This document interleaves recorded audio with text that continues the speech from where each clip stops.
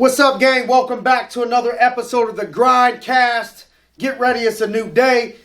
We have Steve Dell with us today. So what I want to do is open up and tell you, Steve is one of our top leaders in the business, in our main business that we run, the insurance industry. I met Steve. I just say it was the grace of God. I met Steve at a local restaurant upstairs. For those of you Pittsburgh folks, I met Steve and Nicole at the top of Monterey Bay, overlooking the city of Pittsburgh, and we'll explain a little bit more about that later. Steve was a former Division I football player at the University of Pittsburgh. Also was a former Division I football coach, director of player personnel, things of that nature. So the majority of his life has been either sports, coaching sports, or now playing in business, which we like to call business athletes. In a short period of time, in less than 14 months, he started from the bottom. Now he's here and dominating all over the country. So what I wanted to do is get a chance to introduce some of you guys to the wisdom of Steve Dell, how he's been able to do what he's done. But I just want to start off first with Steve. Some of this I may not even know, but maybe walk us through where you're from. You know, when you started playing sports as a kid, a little bit of your upbringing, and give us the whole background. Bring us up to the Monterey Bay. Come on. I tell you what, thank you for obviously having me on the Grindcast. This is a great opportunity, but just happy to be here. Be able to explain my story, but be able to move in a direction with you at the same pace and keep going and keep on moving. You know what I'm saying? Just a little help and a little story about me. Grew up in Fort Lauderdale, Florida. My dad was a professional boxer. He was in the Air Force, kind of moved into the special services, and so kind of traveled a little bit, but landed ourselves in Pompano Beach, Florida, where all my family was from, and started off very, around all my brothers. I'm the youngest. That's Miami, right? Yeah. Now, how far? It's probably about 30 minutes from actual Miami Beach. You know what I'm saying? Right. Really so we north say Pittsburgh, but we're north of Pittsburgh. Exactly. It's not the city of Pittsburgh. We're 30 minutes Correct, out. correct. So just on that borderline in Broward County, Florida. Broward County, stand up. But the fact is that the youngest out of 8 brothers. And it was always a fight. 8 brothers. 8 brothers. It was a fight at the table. It was that last chicken wing, that last. But I think that's where a lot of what I've been able to do, whether it was in football, whether it was in coaching, wherever I am at that point in time, they helped me so much to become a man. But not only that, to be able to be resilient and be a fighter and everything that we've been able to do. So growing up in Fort Lauderdale, Florida, Broward County, I started playing football at the age of, I want to say, as soon as I could hold a chicken wing, I think I could hold a football, and because all my brothers played. They were all athletes. My brothers, my dad, my mom, even she was a track star in high school at Fort Lauderdale High. And so I think that kind of was able to propel me to just walk right into the door of it. I started off playing in high school. What did you play in high school? High school was everything. It was, down in all different positions. In Florida, it was never just, football, basketball. The sports kept on going all day long because we had to be doing something. So I think that's kind of the bigger deal.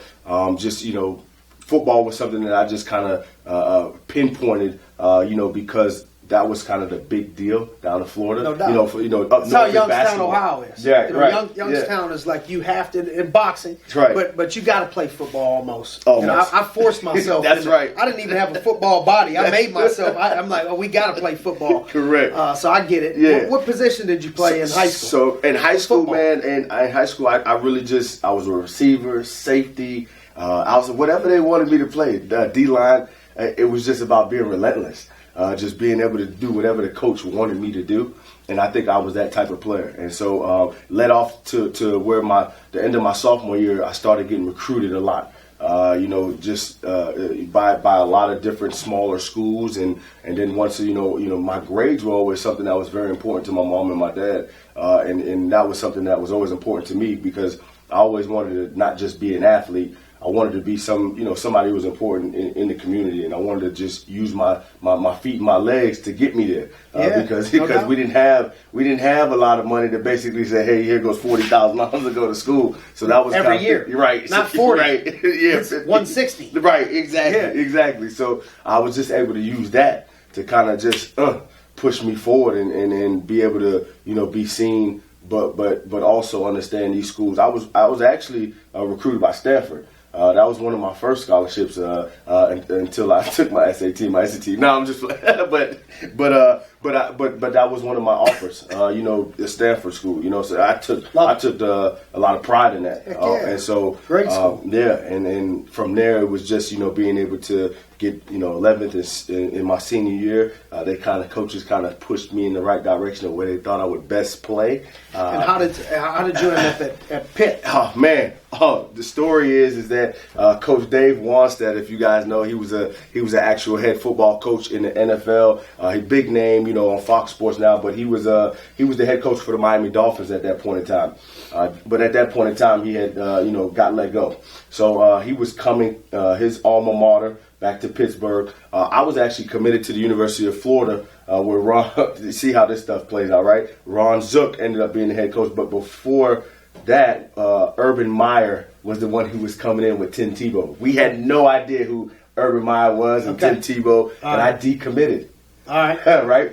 From a 2 national championship team. Could have had some rings. Yeah, could have had some rings, right? But at the end of the day, Dave from Miami, I'm from Miami area, okay, and he said he came to my house and slapped his five championship rings on my mom's table and basically said, hey, you want to go to the NFL? Well, let me show you how to do it. And that really just pushed me and told me that, hey, I think this is the right guy, and I ended up coming to Pittsburgh and the story. So let's stop there for a minute. Mm-hmm. A couple of things that stick out to me about that is, so much of business is recruiting. Yes. And I no matter what it is, I don't care what you're doing. The people with the best players end up winning. You at least got to have capable players. Yes. And so a lot of business and sports is attracting top talent. Mm-hmm. And so it sounds like you bought into the individual and his vision and what he could do before you really bought into the university. And it was the same way for me. Mm-hmm. For my introduction into American Income, mm-hmm. I bought Marcus Smith. Yes. I didn't buy American Income. Yes. I bought Marcus Smith. Now, I was appreciative of what American Income would do for me from that point forward mm-hmm. as a vehicle, mm-hmm. but I bought into Marcus Smith. Mm-hmm. You bought into Dave Wanstead. Yes, I did. So why don't we talk about what you learned from Coach Wanstead? Right. Okay. So I think one of the biggest things is that we already hit on it. It was about being a professional, and every day that he came in, he wanted to make sure that we understood that this was a business trip. This was a business meeting. This was a business activity, and I could remember Friday nights. Right before our meeting at the hotel, and if you even looked like you had that inclination of, the not that we didn't have fun, but the slightest inclination that we was just here just to be here, not focused. Yeah. He hit the button real quick, and it was more like, this is a business trip.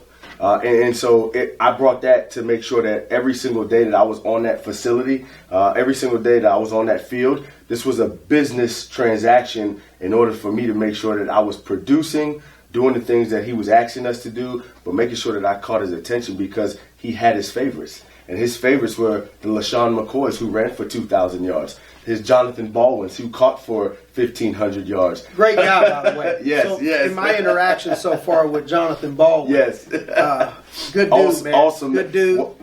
Well-spoken. Oh, I had man. a chance to speak with him this weekend at the grand opening of a Premier Boxing in I think it's outside of Aliquippa, where he went to school, high school, mm-hmm. and I had the chance to hear him speak. Yeah. And probably much like me, I don't look.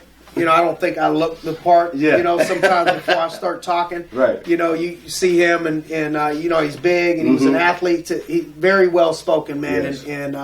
and knew what he was talking about on habits of success and stuff like that. So, yes. But anyways, yeah. Yep. So Coach had his favorites. Yeah. They were the people that produced. That's it. And he wasn't shy about talking about it. He wasn't shy about telling people how to get to that position. And I think that really was the grace of him just making sure that people understood. Like when I recruited you, I told your parents that I was going to be, the best coach for you. And the only way he could do that was being transparent. The only way he could do that was not beating around the bush. And the only way he could do that was making sure that by the time you walked out of there, that you had used every ounce of your potential in order to be successful. Whether it was on the how field would he or do not. that? How would he pull every ounce of your potential? The first thing I would actually say is that he wouldn't lie to you. I think there's a lot of times keeping it real with you. Yeah, I think a lot of times in business we have sugar coated and people want to be coddled and he didn't do that. He knew exactly how to treat his players. Okay, but he didn't hold back from his players, and he treated them just as that. And in order to go to the next level, in order to be the top echelon with the best people, he was preparing us for that. And just for people out there that are listening, that are transitioning, a lot of people have played sports at least in the high school level, right? And what I could tell you, some small things coming out of the top of my mind is.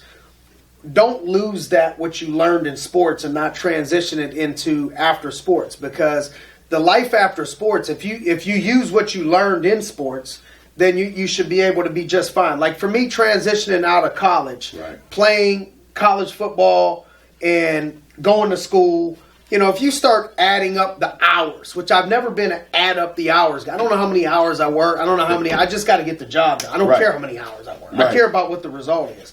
But what I know is it wasn't a 40-hour week. I wasn't able to do the things that other classmates were able to do with their summers and with their evenings and with their weekends. And I just was always busy. I was always doing stuff, whether it's in season or out of season, we were doing stuff with football. Right. Coming out of there, I'm thinking, people don't want to work weekends. People don't want to work nights. 70 hours a week. I was already working 70 hours a week for free. Right. I mean, they were paying for me to go to school, but I wasn't making no money. Right. And so if you can use that same mindset coming out of sports as far as work ethic, what that takes, I think, and then also being able to be coached. I remember, you can't play a sport. I'm watching volleyball now. My daughter's playing. I've watched some soccer games. It ain't really a sport out there that you ain't going to have a coach saying, get your shit together. Right. You ain't running fast enough. You ain't playing hard enough. What are you doing? And raising their voice and getting you excited. And I watch high school kids take it. I watch grade school kids take it. College players take it. And then they get into the business and their feelings get hurt. The same ones that played sports. Right. And so I think you can't turn it off. The best advice I can give you from transitioning as an athlete is keep being an athlete. Keep the athlete's mindset. You've been able to do that. A lot of people, they come in and they're prima donnas, and you have been not only getting results, not only super talented, not only able to bring energy. I've been waiting for somebody to bring energy with me to people like that and elevate a locker room. But what's very rare is that you're able to take hard coaching. I don't ever have to worry about your feelings getting hurt or I can't shoot you straight. If anything, you're like, come on, give it to me, give it to me. Right. And I think if more people would be that way, more people would have the results like you're getting. And I think one of the biggest things that I've learned from being an athlete and being able to bring it across the bridge into business is they see a lot of the or the raw. They see a lot of the people around you and wanting to be successful. But what they forgot is that it was a process. And I go back to when I first walked into college as a student athlete. I was a freshman. There were seniors, and there were juniors, and there were sophomores. And part of that is that my mindset was saying, it's just time for me to pass them up. But I know I have a process. I know I still got to learn the plays in order to basically make the play. And I think coming into business, one of the biggest Learn things the was plays before you can make the plays. learn the plays. But some people will quit before they even learn the plays. Yes. And I think that was one of the things that, stuck with me when I first walked in that you told me was just last. Well, brother, I just lasted in college. Well, I just lasted out of college. I just lasted as a GA to become at the University of Miami. I lasted. And when I lasted, all I did was win. And so I think part of the process is just have the notion, have the realization that if you're not a freshman that walks in the door like a LaShawn McCoy or a Jonathan Baldwin, where you can still be a Steve Dell, you can still win, you can still be an HB, you can still be a player who obviously in their last, how many players in the league, all right, played in their junior and senior years and are still in the NFL right now? Your journey's just different than the one who just walked in the door. Don't worry about what everybody else is doing, but just worry about you learning your plays, you going through your process, and then you becoming successful in that that doorway of trying to figure out what's best for you. When I look at another analogy in sports, if you don't start playing till you're a junior, right. You got a redshirt freshman year, right. You got a freshman year, you right. got a sophomore year.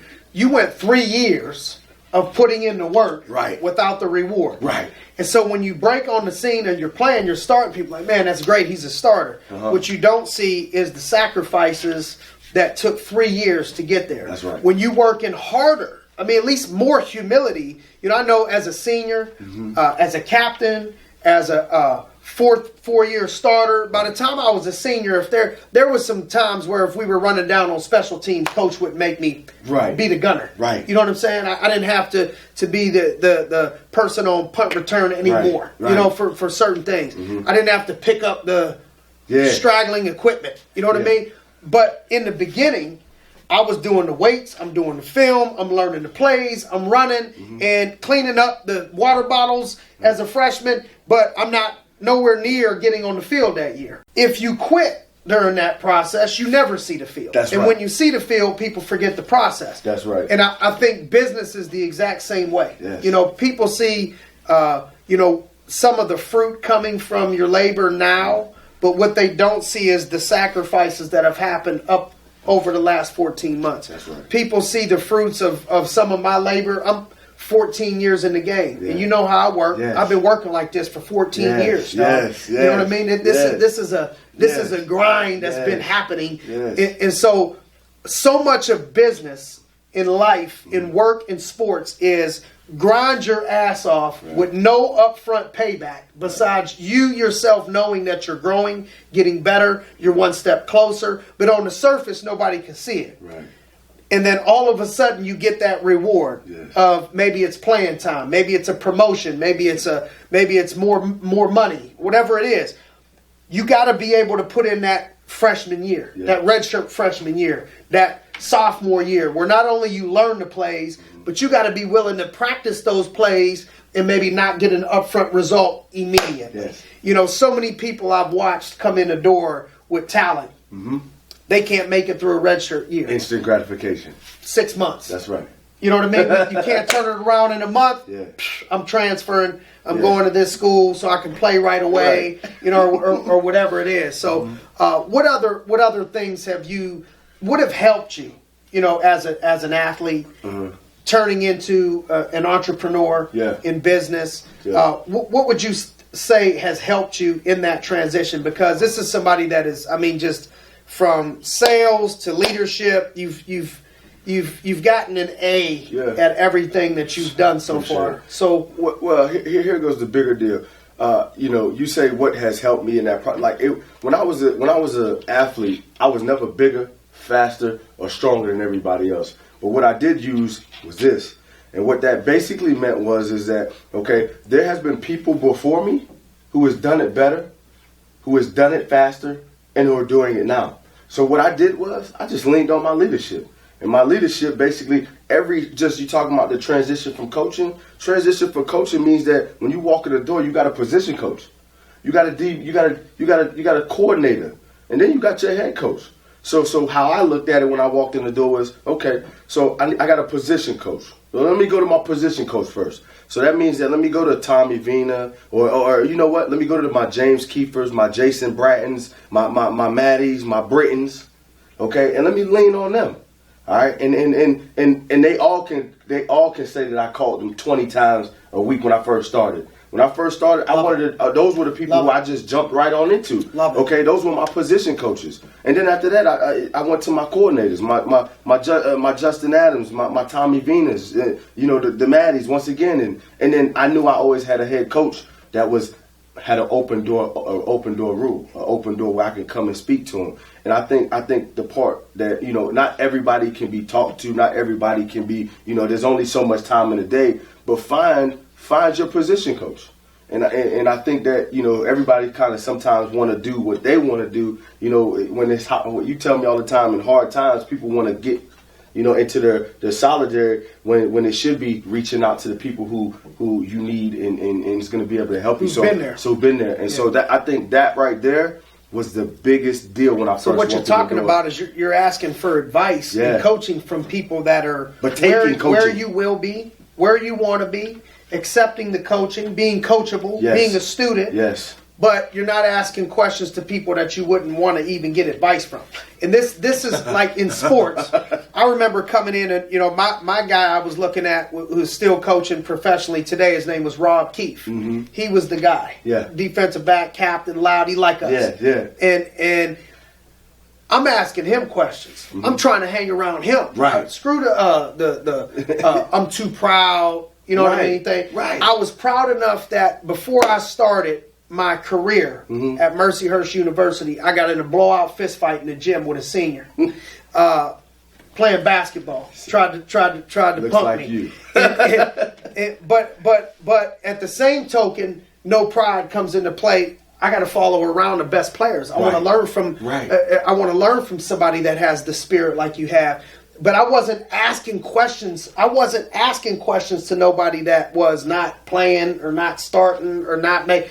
It makes no sense to me as a sophomore starter why I would be asking questions or hanging around a bunch of cats that are not putting in the work, not learning the plays, haven't even played. I should be asking questions to the seniors, the juniors, all conference guys. What are those people doing? Right. In business, you just explain that's what you did. That's exactly what I did. In sports, this is what you need to do. But the next part, that was A.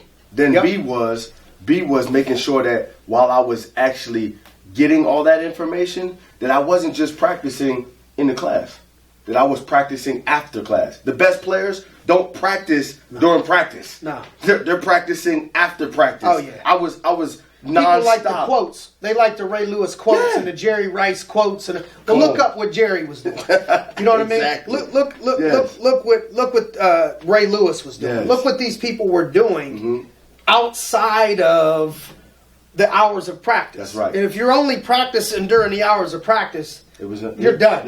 You're done. That's just the rules of the NCAA. That's just this is when you're 9 to 5. This is when you're supposed to be here. It don't even count until everybody starts falling off. Right. What extra? That's right. Are you down to do? That's right. Yeah. And that's what I was doing. I was taking that extra time. I was you could tell everybody would know from you is that that's one of the things that I needed to learn how to do was just be able to use my time more effectively. And so I've learned to do that now, but before it was just trying to make sure that what I was getting from them, I was able to do after and gain those extra inches, all right, and be the world-class thinker and try to make sure that I was doing all those things outside of practice. But then the next part is that I had a leader in James Kiefer who made me implement it and made me do it. And that was one of the biggest things is that I wasn't scared to just jump off and just get out there. Sometimes people are too held back because they don't feel like they're ready. Well, out here in our business and what we do is you get ready, all right, when you are there. All right, when you are out there, all right, that's the best way to be ready is being able to have a lot of reps. That was practice. Reps. Yep. All right, what Coach always said we was gonna go from film to practice field, and then from practice field we was gonna put it in the game field. Well, how could you obviously, some players are not, just being able to see. They need to be able to do. And so one of the things that I was able to do is I was able to just get as many reps as I can until the fact was that, I feel good. You've also, I think what sticks out to me is you're a good teammate. A lot of people are, me and Maurice were talking about this on this past week on the podcast about, it's difficult at times coming up playing football because, you love your brothers playing linebacker, but if they make some good plays, you got to fight that spirit of, man, if he keeps making plays, I may not get on the field. Yeah. You know what I mean? But I don't really want to root for him to lose either. Yeah. But I need an opportunity. Right. In business, there is no mentality of scarcity. Right. That no matter whose team, I feel like you've been a team player. I feel like you've been somebody that roots for other people. I feel like you're somebody that lifts up other people's spirit, coaches people that are not on your team, and make the whole team better, not just your team, better. Well, that's part of the environment and the culture that we're in. I mean, I think it's all about being competitive, but at a certain point where we're not slitting each other's tires. I think that when we came in the door, there's a lot of people, and this is towards you, is we're not scared to say we are the Alabama of American income, and every day we walk in this building, there's another person fighting to take your position. But at the end of the day, in order for us to be successful, we can't be at each other's throats. We can't be trying to withhold back information, because when I first walked in the door, nobody withheld information from me. Yeah. So why would I want to do that? And these people are successful. So if I'm trying to learn, how to be successful, all right, and I see what they're doing is being able to give off that information and show me, what's the next step of how to be where they are.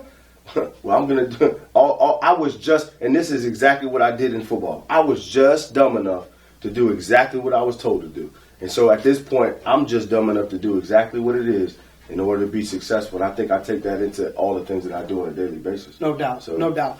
Where were some of the places that you were coaching? Oh, man, we talked about the process, brother. Yeah. In coaching, I think that was what, everybody can say they saw me at Miami or saw me on the TV, in different places. But I got there was the picture. Was it George Washington? Yeah, that's a funny picture. I saved that so you know. I got your big black butt with the picture of this old white man, George Washington, up there. I said, that's a saver. That's a funny one. Like holding up the sign. I saw you. That's right. On the sidelines. The biggest thing was that it was a process of I started off at College of DuPage in Naperville, Glen Ellen, Chicago. And this was an actual JUCO that didn't give out any scholarships. You want to talk about recruiting? You want to know how I started recruiting? I started recruiting when all these other schools that we had in our conference had scholarships, and I didn't. So I had to learn how to be a recruiter without any of the tools that they had. No leads. No leads.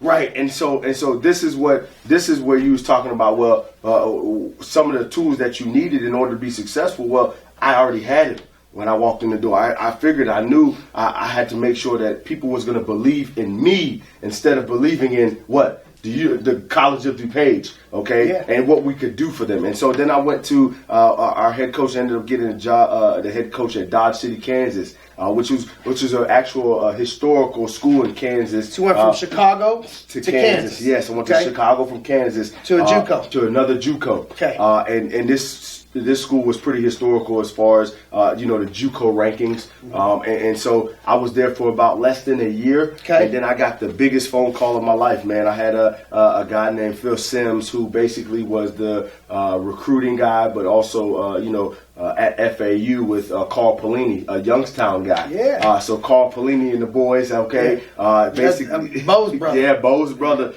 They gave me a call because I had brought in 15 players from South Florida, and we had won the national championship from recruiting. All 15 of them went to a Division I school. At the JUCO? At the JUCO. Come on. From bringing them down with make you happy doing that. Come on, man. That about was them. It's like this business. Them. It was about them. But it's so. Coach always used to say when the team wins a national championship, you got a whole bunch of All-Americans. You don't have to worry about the individual. You don't have to worry about the individual awards, because when the team wins the national championship, a rising tide raises all ships. That's right. They say. That's no right. Yeah. And so as soon as that happened, everybody wanted to know, how did I do that? Yeah. What was I doing? Yeah. And Mr. Sims came in and brought me from College of DuPage and brought me back home to Boca Raton, Florida. Was it Florida Atlantic? Yeah, Okay. Florida Atlantic University, where I was able to end up having what it was called the on-field recruiting coordinator, and then moving on to the next year, which was then ended up being with the Nickels and the outside backers. A year and a half, almost 2 years later, once again, boom, we had another great recruiting class, but then also my nickels and outside backers were doing pretty good, and two of them, one actually just got drafted right now, this past draft class, and then another one, was drafted a year before that. But the fact is that Miami came calling. They wanted, I was a hometown Florida dude. I knew a lot of high school coaches. And then next thing you know, I was their recruiting coordinator in 2015 and 2017. Wow. So, yeah. Come on. Yep. So we went to, I guess we could transition into how you and I met. Yeah. We could transition into how you and I met. That's and right. So, Steve and I met. I was actually taking some of our team. Uh-huh. On we do the incentives. That's right. We did a dinner at the top of Mount Washington, overlooking the city, and I see Jay-Z and Beyonce was better. It was Steve and Nicole at the bar, and they looked so sharp, so classy, good looking, both of them, and so everybody stick out like two sore thumbs. Thank you. And so I'm looking at them and I'm thinking, well. Everybody, well, I wonder what they do. I mean, you stick out the way you dress. And then I look, and you're jacked with a tattoo on your neck. So I'm thinking, he could be an attorney, but I don't think he's an attorney.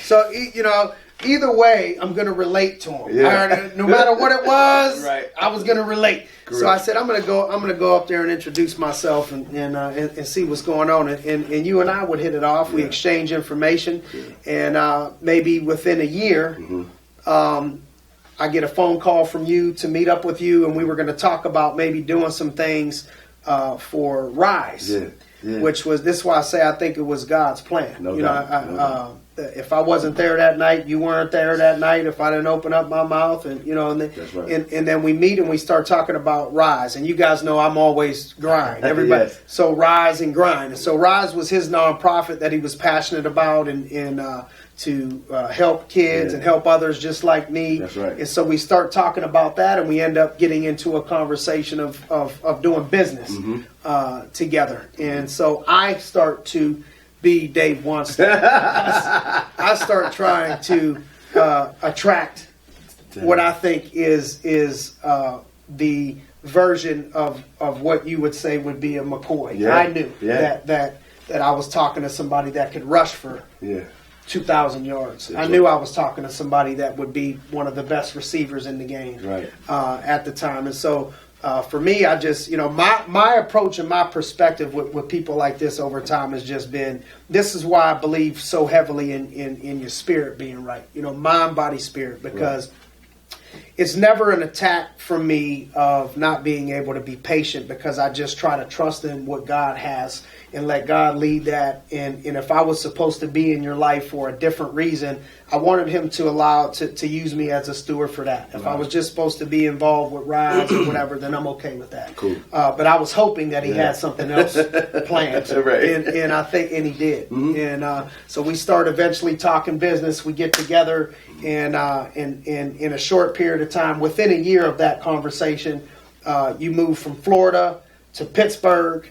We get you rocking in Pittsburgh, and I would say everything that I promised you, and I try not to promise anything more than what I could deliver on. That's right. And, so if I'm a head coach, I don't know if I would be saying I'm going to promise you you're going to start your first year, but you have an opportunity to. That's right. And I'm going to give you all the tools to, and your talent says that you should and you will, and I think that there's a very good chance that you'll start as a freshman.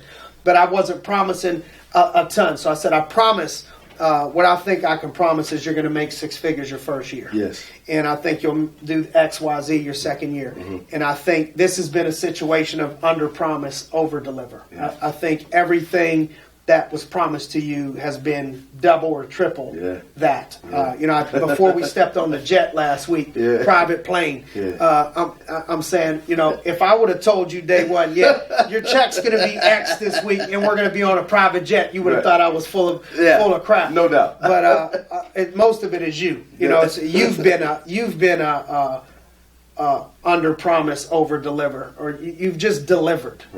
Period. And that's the majority of it. The players make coaches look a whole lot better than they are, and the best coaches just end up getting the best players. So if I could take any credit for anything, it would be to trust in God's plan and to see the gift that you had, and to bring that gift into the business. But from there, it was just hand the ball off and keep watching you run and call the right plays.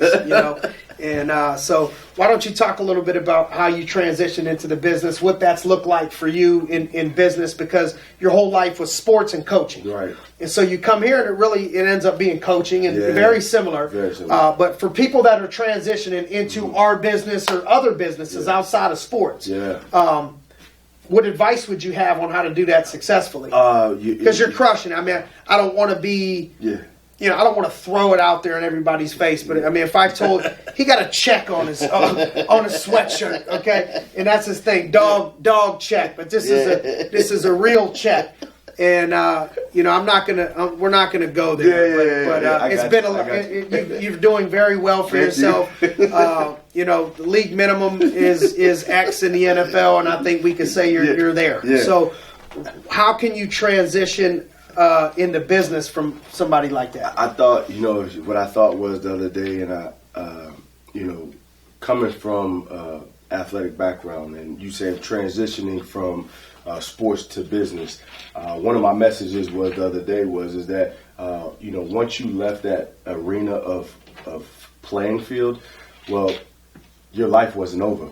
A lot of times we get into a position of depression. We get into this is real. People die. Postpartum. They die. You talk about female. This is real for, and you know that post-sports depression. Post-sports depression, and this is something that we need to bring awareness to. Yes, for real. Yes, I've lost lives over this. Yes, and I posted something about it 2 or 3 days ago before the draft because I have a lot of those friends. I could say I was in that position for a second, but had to pop out of it real quick because I knew that the next step was either wait 4 or 5 years or don't do anything, and be in a position where I'm 35 or 30 years old and haven't even started my life yet.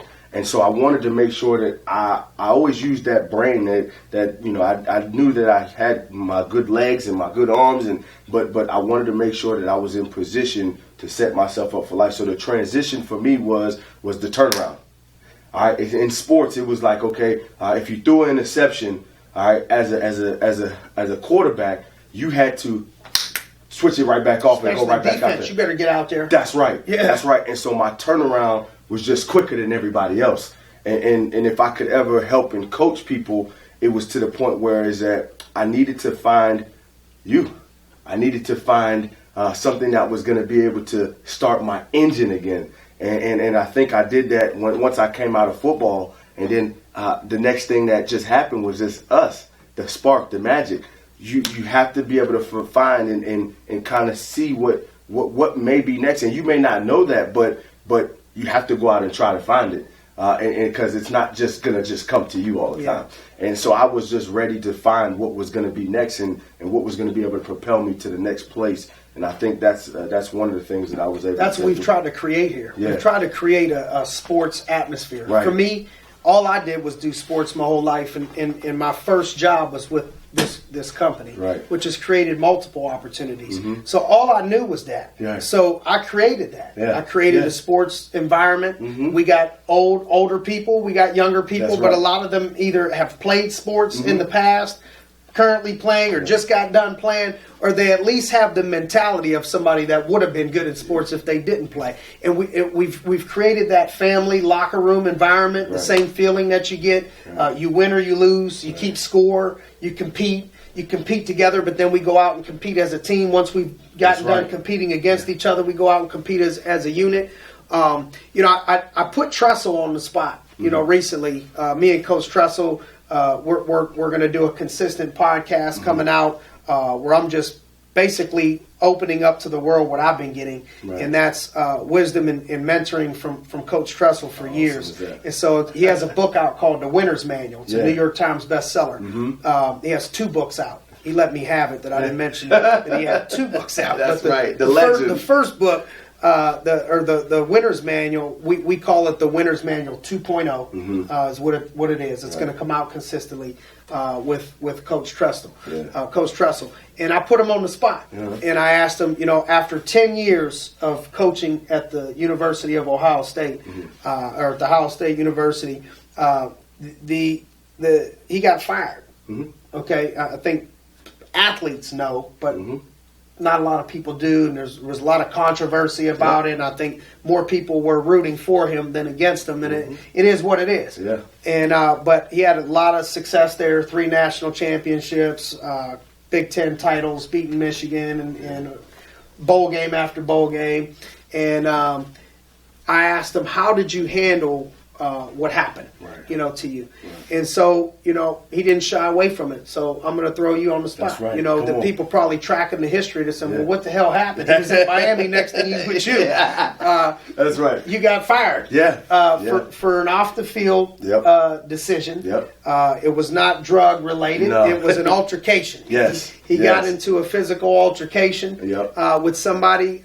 Nothing good happens after midnight. After midnight, he ends up in an argument and alcohol and boom, and next thing, I think it was Coach Chris sends you packing. So talk to me about the transition, what you learned from that, what we can teach from that.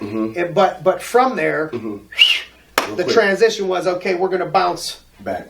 We're going to bounce back. Now that was a passion. I'm watching the passion flow here. But from a not everything can be tied to salary or income. There's more to life than that. But I know that you've more than replaced and doubled and tripled what the income was going to be. And I think I'm seeing the same type of passion and love, transition here. So you've gotten a lot of what you lost back, and even more.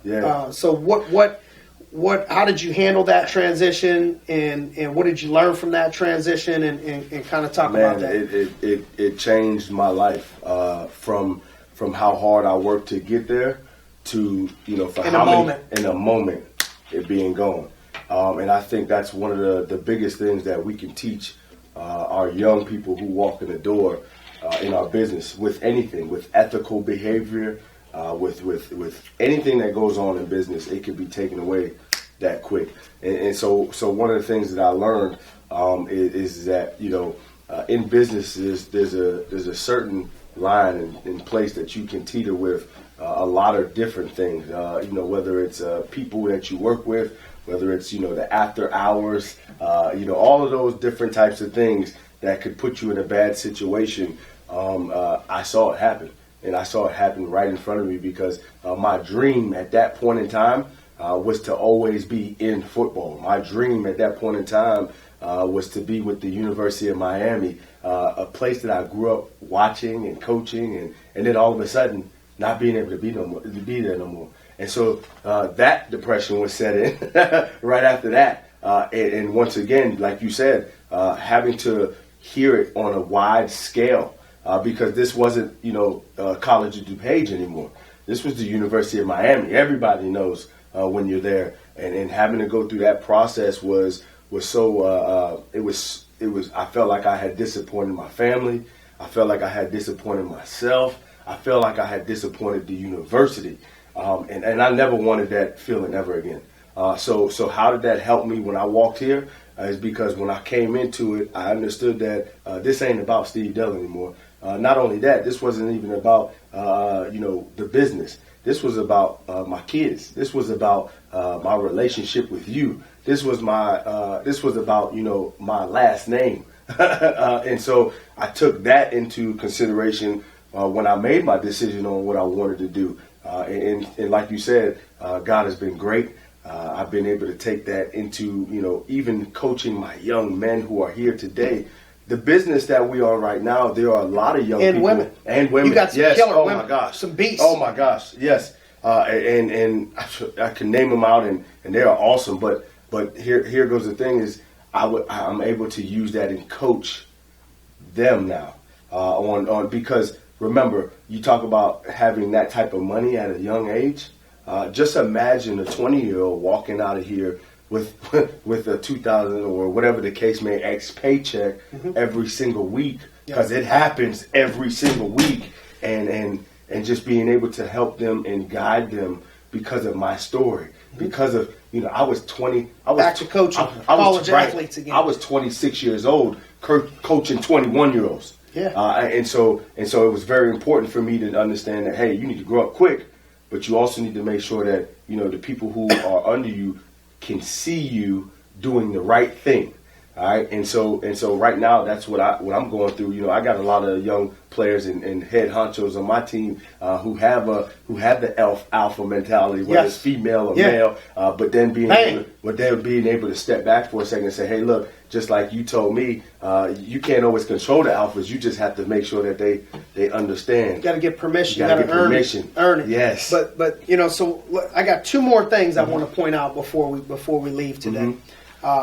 First thing is I would talk about the amount of humility, it takes in the transition of something to start over again. I'm not worried about the time at all. I just want to let this flow. The amount of humility that you had in the transition. You also came here with children. You were 30 years old starting. So, people start at 20 with no kids is different starting at 30 with children. And people make excuses. I got kids, and, you found a way to stay motivated because you have kids. Right. Instead of excuses, I'm in my 30s, you found a way to use it, to an advantage. What things, stick out to you? How are you able to do it with kids, transitioning in with humility? And then I'll close on something else. I didn't think that, I thought I was behind. I needed to make up ground. Like this ain't enough time, right? But more importantly, I got to take care of my family. I got to take care of my kids, and just being able to transition is that part of the thing that I have that we're working on with me and my family is people that are not on your back but have your back, and the person who is my significant other, my fiance, has been able to help me in that process. This isn't easy when you have 3-4 kids, and then you got a fiance at home who takes care of all of that, and so she has been so supportive. She has kind of been the person that holds it down while I'm out, coming from St. Louis for a whole week, and then being able to come home and still she doesn't have a sick face on, and just like coaching. That's right. Yeah, you might be coaching at Miami, and then you got to go play in a bowl game, or you got to go That's right. Same thing. And guess how she transitioned? She was doing that. She was already used to it. I could tell you, outside of what most people think, of what a person would need to be successful here, I'm telling you, underestimated severely is the support system. Yes. It's very hard to do this deal when your spouse or significant other is hounding you and on your back, because it's already a tough game. It's already just like coaching sports. Right. That ain't an easy game. Breaking down film. I mean, people think everybody think they want to be a coach. Okay, well, you go ahead and work for free for a year as a GA. Then you go move to Kansas and work for $25,000 a year and live in a dorm and go over here, and then finally you can start making a little bit of money. Right. It's the same in business. Yep. You have to be able to put in. You always got to put in the work up front, then you get paid. You put in the work up front, you get paid a little bit later. And the support that you've had, and the support that I could see from the people at the top, they all have somebody that's supporting them behind the scenes. And I learned this from a coach. I'm going to ask for his permission to say who it was, but a very, very good coach out there told me, when I talk about as a coach, you win a game on Saturday, you already got to break down the film on Sunday. You guys got to already be practicing and ready, and then after if you make it far and you're in a bowl game, you're already behind in recruiting because recruiting already started. So as soon as that game's over, ball, boom, confetti comes out, trophy. Thank you. I got to make some calls. I got to get the recruiting going. That's right. And so it's a grind. Yes. It's a grind. Yes. And so I talked to this coach. I said about, man, you're working on Saturday. You're coaching football. You got a break. You got a meeting the next day, whatever. How do you handle that with the coaches? And he gave me a couple tips that I've used here from giving some breaks to people and how to go about it at times. But here's the thing that sticks out to me, as he said, I'll tell you, I've told a guy before, either you got the wrong job or you got the wrong wife. Yep. And I'm not going to tell you which one it is. It may be you have the wrong job. Yes. You may have the right wife. Yeah. It's the right person for you. But this job as a coach, yes, this is what it entails. Right. Even if I love you, right, this is what it entails as a head coach or a defensive coordinator. Mm-hmm. This is the hour. This is what it takes to serve these kids. Mm-hmm. And you may have the wrong job. Okay? So you either if it's an issue, you either got the wrong job or you got the wrong wife. But what I've been thankful for is the people that we have that have made it, that have climbed the mountain. They got the right job and they got the right wife. And they got the right husband, because I got some female bosses now. Right. Nat D, I think of. I mean, she's 24/7. My man, Aaron Price. Come on. Pitt grad. Yes. She got the right husband. That's right, man. She couldn't function the way she functions. Yep. And let me be as needy as I am if her husband wasn't so supportive. Yep. And so back and forth on that. Why don't we close on this? Mm-hmm. Why don't you give some tips to some people out there, and let's cross the playing field and outside the playing field. Let's say there's some athletes listening, and let's say there's some people in business listening. Right. What advice would you give to somebody that's starting out in business or starting out as playing a sport? What 3 to 5 things can they do that would cross over? Yeah, crossover. That would mirror, that would probably put them in a position to achieve greatness. What were 3 to 5 things they got to do? Well, number one is everybody who walks in the door, I tell them that it's about having that mindset of not giving yourself an option B or C. When I first came into American Income, Arias agencies, I didn't have a option B and C, and I didn't plan B. I didn't have the opportunity of thinking that if this didn't work out, where would I be next? This had to work out. And I think that was one of the biggest things. So number one, if I'm going into something, it's because this is all I got. And I'm going to give it all I got before they take me out of it. All right. So I think that's number one. Number two is leaning on the people who've been successful.